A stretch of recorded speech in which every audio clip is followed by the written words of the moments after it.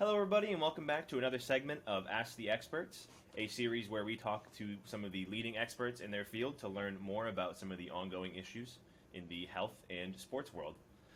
Today, I am joined by Fred Willis, former NFL athlete, founder of Neurosport, and current director of operations for Pain Resource. Fred, thank you so much for joining us today.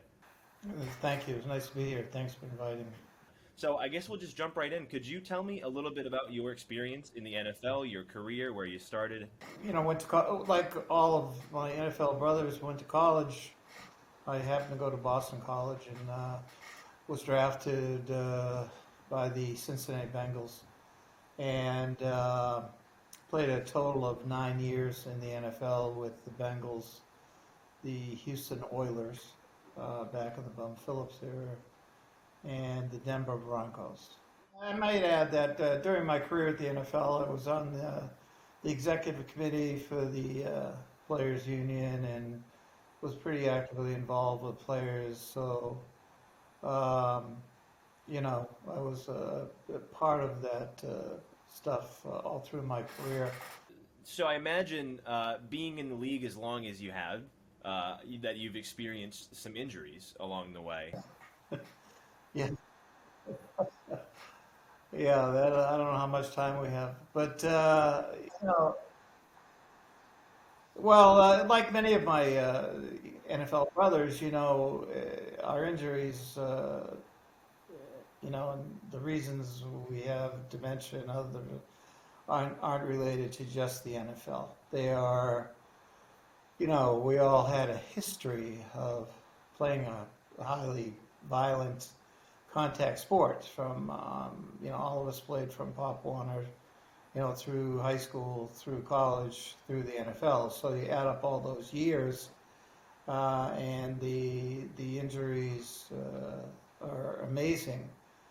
In my personal case, I sort of got all of them. I was a running back, so it took a lot of punishment. And then I had, knee injuries, shoulder injuries, et cetera, et cetera. So since my retirement, I've had 2 knee replacements, 2 hip replacements, and 2 shoulder surgeries. I lost my left eye from high impact collisions that I suffered throughout my career. So, I ended up having to have that taken out in a prosthesis due to the damage football did to it. I guess sort of my major um, concerns were the pain that I had to live with after I retired. So pretty much. Of course, yeah, and I imagine you're not alone in that. I know, that's a very rough. All of us, no one, to my knowledge, not any guys I know, just escaped that, Yeah. unfortunately. So would you say that your experience suffering through all these injuries, both in your career and after your career, have led you to become somewhat of an activist in the NFL community? Yeah, that's an interesting question. Why I did eventually end up getting so involved in the plight of, my brothers, and was a huge advocate and a help to players during the concussion lawsuit that we went through. But the main reason people a lot of times ask me, well, how did I get involved with concussion? Because I've sort of got a name for that and have been, like I said, very actively involved in the plight of my brothers and that. But in my case, it reverts back to, and another reason why I decided to join the Pain Resources team is once I retired from the NFL, the pain didn't go away. And so over the years, you know, it was like you didn't get a knee replacement until you couldn't get up and down the stairs. And so once I started getting the replacements, there was just one after another after another. Now, leading up to eventually getting those replacements, and that's eventually when some of the pain starts going away once you have those procedures done. I, like probably most of my brothers in the NFL, we had to deal with the pain. So I personally dealt with the pain, by taking Motrins, Ambiens at night to try to sleep, so I could sleep with the pain. And it got, to be a big issue with I wasn't necessarily taking strong painkillers, but I was taking tons of Motrin, lots of Ambien. Alcohol has a role in our pain. What happened for me is eventually it caught up to me, and all of these pain pills and etc. Ended up affecting my liver. So one day I wasn't feeling well. I went to the doctor, and the doctor says, "You have end-stage liver disease." And I went, "What?" So that was that, and I was put on the transplant list and was a transplant survivor. It took me 3 years. The pain that I went through during that period was unbelievable. So got it done. The grace of God is a miracle. I feel great. Been feeling great. So, I guess my point is that this whole issue with us with pain is a huge issue. Of course, I would say it affects 90%, if not more, of retired NFL players. And how do you escape from it? Well, you don't. You don't. Even my work over the last 20 years in concussion and dementia, it's tough. How do you get better? Yeah, that's one area I wanted to really focus on is your activism and support for the ongoing recognition of the problems of concussions in the NFL. Could you give me a little bit of backstory as to how your activism around concussion started? It was interesting. I mentioned the liver issue. So the big thing about dementia and concussion is what they call CTE, chronic traumatic encephalopathy. So the CTE is it's a situation that we've seen through autopsies on NFL players, what the condition of the brain turns into, with the tau protein that gets collected every time we got a high impact collision. So we didn't, the fact is tau protein didn't come from concussion alone. It came from the many, many, many hits, thousands of hits we took over our career. That tau protein, once that impact occurred, never went away. So in many cases, the compilation of the tau protein is what led to the obvious dementia issues that Junior Seau and many of our brothers who committed suicide were going through.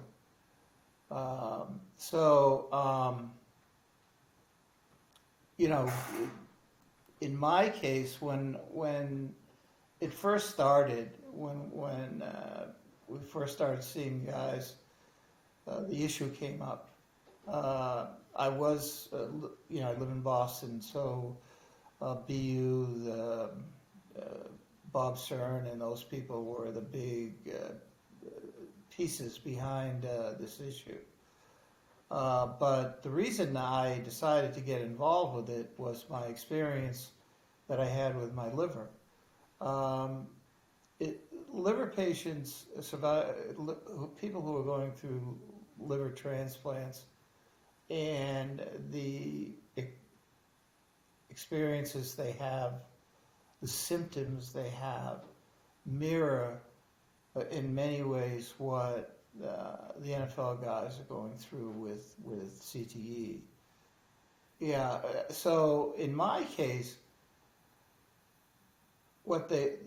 in the suicides actually are greater in people waiting on livers than they are in sports, because the biggest problem you have is you have this huge buildup of fluid because your liver isn't processing ammonia. So what happens is the dementia issue arises in liver patients because the ammonia goes directly to the brain. The body won't process it, okay? So every time ammonia enters your system, it goes right to the brain. Therefore, the ammonia is what causes the dementia. The frustrating thing for liver patients is that there's only one way, unfortunately, to get the ammonia out of your body, and that is, to take, pills and liquids to, excrete it out. So basically, if you're waiting on a liver, you're probably on the toilet 3/4 of the day. So, and a lot of people just can't live with it. So the NFL guys certainly didn't go through that aspect of it, but they suffered all the others. So I was familiar with dementia.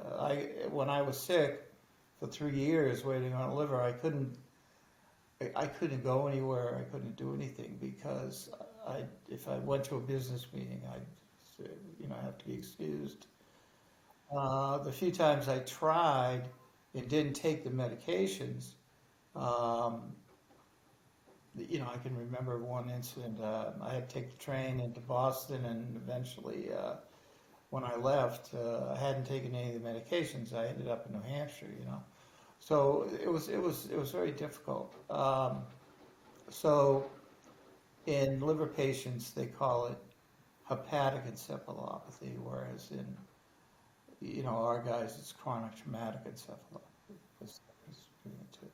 So my experiences with that, when I saw the players, my brother was getting sick, and I'm going, what the hell? And then, as we became to know more about it, I'm going, my God, those symptoms are exactly the same that I went through. So I kind of had first-hand knowledge of it. And initially, I felt that when I did take the step and get involved 20 years ago, it was like, these guys are getting sick, they're committing suicide, but,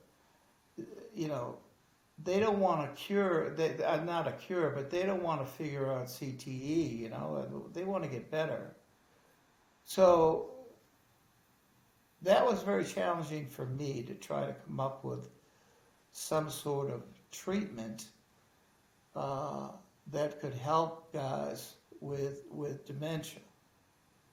So I did go in and got to know Bob Stern very well, and I told him what I thought I would like to try to do, and he said, if you could do that, you'll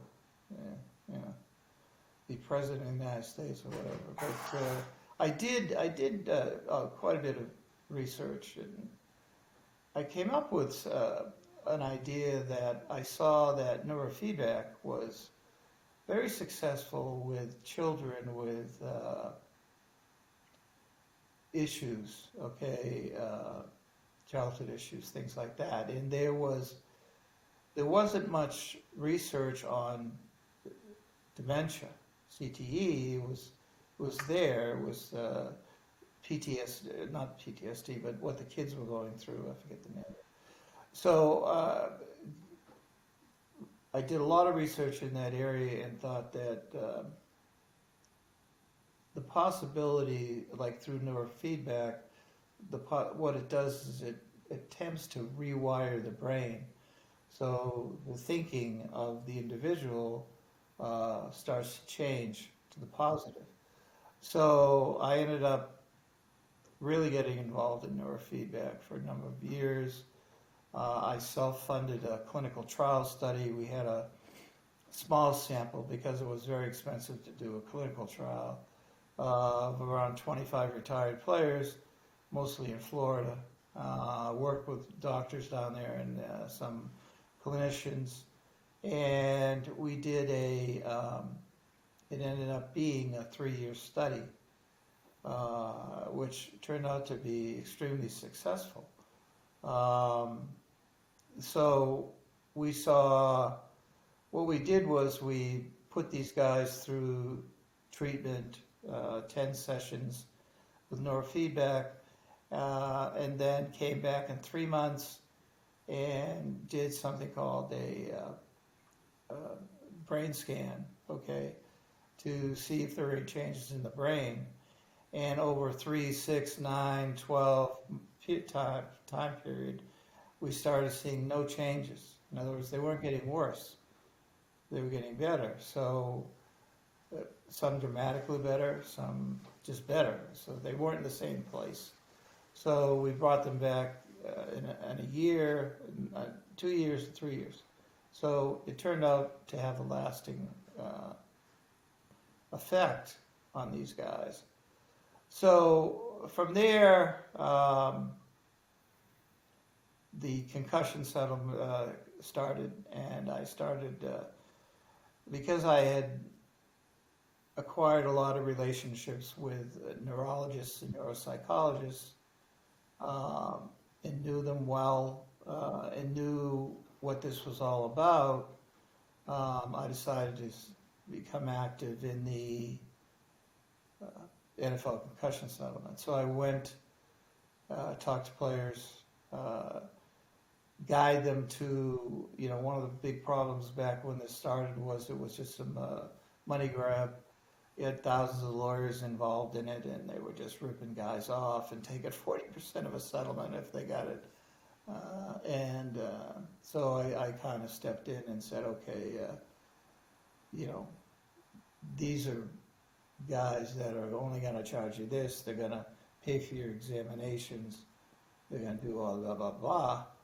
It's not going to cost you anything, and I recommend them. So if we could, for those that are listening or watching that aren't aware of what that settlement is, could you explain what that NFL settlement was and what your role in that was?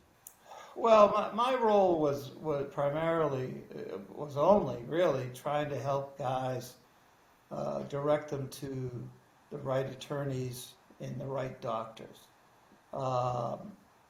When this started, we as players had no idea what the NFL was going to end up doing to us. Okay, and I don't want to get into all of that, but we really, all in all, we weren't successful in that settlement. So the NFL just went on a scorched earth policy to just deny every claim they could for any reason they could. They went after doctors. They disqualified doctors. They disqualified, everybody. I mean, it was just we weren't getting anywhere. And then now, recently, what has come out is the race norming issue that went on during the concussion settlement, where black players were required to have higher standards to qualify and get a settlement than white players. That particular issue is now at the forefront. Apparently, the result of that, the race norming issue, isn't like, oh, okay, all these guys that got rejected, all of a sudden they're going to get money. It's not the case, unfortunately. So they're going to have to go through the whole process again and see if they can qualify, but that's better than nothing. But so, this was tough. I mean, to this day, there are there aren't a lot of attorneys left, and players have, I think, unfortunately, have just said, what are you going to do? So when lawyers weren't getting paid, they're in it for the money. They said, "The hell with this." So that's kind of where we are. I've got some attorneys that I became very close friends with. J.R. Wyatt is an attorney out in New York who has been tremendous asset to players in the settlement. He's still involved. So, there's a few left, and I guess at this point, we're going to see where it's going to go from here. Just to move forward just a little bit and kind of touch back on a couple things you said. So the NFL lawsuit was surrounding concussions in the NFL, correct? Yes. Yeah. So when we talk about concussions, we often hear terms, especially injuries in the NFL, we often hear terms, like you said before, CTE and TBI. Are concussions different from TBI and CTA? Are concussions different from TBI and CTE? And if so, how are they different? Well, that's a good question. When we talk about concussions, what are we talking about? And we hear terms like CTE, TBI associated with sports like football and other high-impact sports.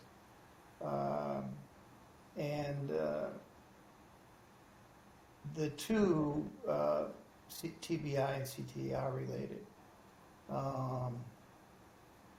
Any prolonged activity that involves repeated blows to the head or recurrent episodes of concussion is thought to be increase of risk to getting CTE. So the more impact collisions you have, the greater your risk to have CTE. And that sounds exactly like the NFL right now. I mean, it just repeated concussion, blows to the head. Unfortunately, nothing's changed. You can't make a helmet. You can't, to fix it. They don't. They have done things, taken steps where, back when I played, we were hitting every day. Now it seems like they don't hit a lot, which is good. So they're avoiding any, issues in practice and places like that. My next question exactly. In your experience, both as an athlete and a retired athlete who's been very active in the NFL community, are you aware of anything or any steps that have been taken to help prevent concussions or help prevent CTE? And if so, what are those? Well, I don't think you can prevent it, number one, but I think from what I can see in today's game, the steps that have been taken is the NFL is aware of it, okay? They're paying guys today, huge sums of money to play, and why do you want to beat them up in practice, So maybe that's the reason the NFL doesn't do it, or they care about the players, maybe, that they're not having a lot of contact outside of the games, which is good. Lengthens guys' careers and their earning power and all kinds of great things. So it sounds like the biggest thing that's being done, from what I understand, is the no contact during practices. Do you feel that that's enough to help limit the amount of concussions and help prevent injuries to players, or do you think that the NFL could be doing more? I don't see how, in my personal opinion, I don't know how much more they could do, because we don't want to change the game. Of course, yeah. The game it's a violent game. Yeah. And, so again, I think it's limited, to what you can do. I mean, it's going to happen. It's going to happen. The big issue to me, is not the NFL's problem, worrying about losing players, paying them all this money, blah blah blah. It's, what are we going to do about our guys to help them now, Mm-hmm. and what they're going through now? If you ask me, why doesn't the NFL put money, millions into that? Then, When you say helping them now, what would you mean by that? I mean, find ways that, there are things out there in the market now. I've stayed very close to these issues. There are new procedures. There are things that can happen. There are all sorts of things that we can try to come up with to see if we can make our guys better. So, I know that company that I'm affiliated with, Oglethorpe, they've been very active in clinics around the country, treating these issues. So, we've got to come up with new procedures, and that's the only way I can see it helping. But what are we going to do? I mean, guys aren't getting better. They're not. They're taking more pills. They're drinking more. They're. So it sounds like there's more of a need, not so much on the preventative side, like you said, where we're doing pretty much as we can. But it sounds like there needs to be a better support network for NFL athletes after they leave the league. And this is one of the reasons why I brought my advocacy to Pain Resource, because, we have, if you want to discuss some of the issues that we're going to be doing with the website, I think that's important for guys to know, and how we're going to address these issues. So, I'm working to set up a private sort of situation for our guys, where they can communicate with each other. We can get them to the right people, get them advice.